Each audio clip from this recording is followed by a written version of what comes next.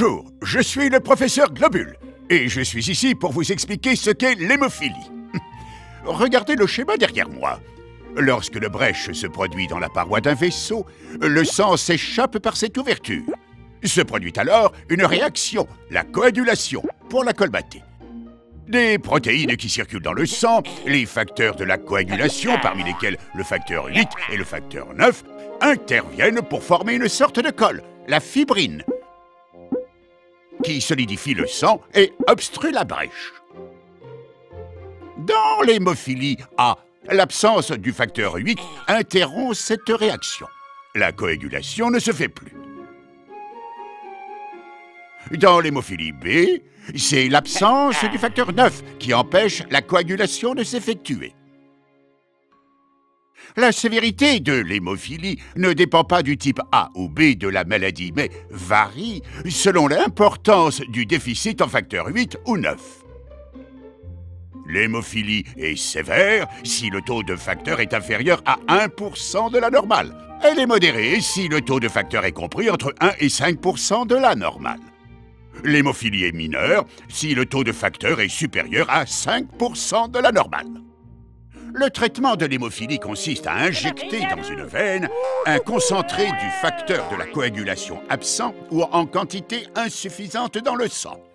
Allez les enfants, à vous de jouer! C'est parti! La coagulation s'effectue alors normalement. La vie d'un être humain commence par la fécondation. C'est la rencontre d'un spermatozoïde, cellule reproductrice masculine, et d'un ovule, cellule reproductrice féminine, qui forme une cellule unique, l'œuf. Cette cellule se multiplie ensuite des millions et des millions de fois pour finalement former un individu. Le programme qui décide de notre apparence, de notre sexe et de la survenue de certaines maladies est contenu à l'intérieur de chacune de nos cellules. Il est inscrit sur les chromosomes. Les femmes ont 2 chromosomes X, l'un provient de leur mère et l'autre de leur père. Alors que les hommes ont un chromosome X qui provient de leur mère et un chromosome Y qui provient de leur père. L'hémophilie est une maladie génétique due à un gène porteur de l'anomalie situé sur le chromosome X.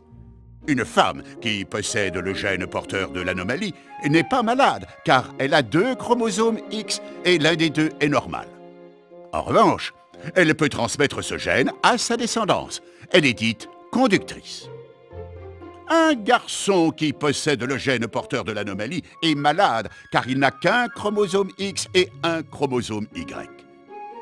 Aussi bien les hommes que les femmes peuvent donc transmettre ce gène à leur descendance. Parfois, le système de défense de l'organisme, le système immunitaire, perçoit le facteur de la coagulation injecté pour traiter l'hémophilie comme une substance étrangère. Il fabrique alors des inhibiteurs ou anticorps inhibiteurs qui vont empêcher l'action du facteur de la coagulation injecté. Le traitement par les concentrés de facteur 8 ou de facteur 9 sont inefficaces pour arrêter le saignement. En cas d'hémorragie, d'autres médicaments peuvent être utilisés. La chambre implantable est un dispositif qui se place sous la peau, sur la paroi thoracique, et totalement recouvert par la peau. On place ce cathéter, ce tuyau, dans une grosse veine qui aboutit au cœur. L'utilisation va permettre de piquer la peau du malade, et ainsi, on va pouvoir faire communiquer l'extrémité de ce dispositif, qui reste en dehors du corps, avec le réseau veineux du thorax du patient. Le produit étant ainsi dilué dans le sang. Merci de votre attention. Le professeur Globule vous dit à bientôt et portez-vous bien. Allez les enfants, on a fini, on y va. Oui, doucement derrière.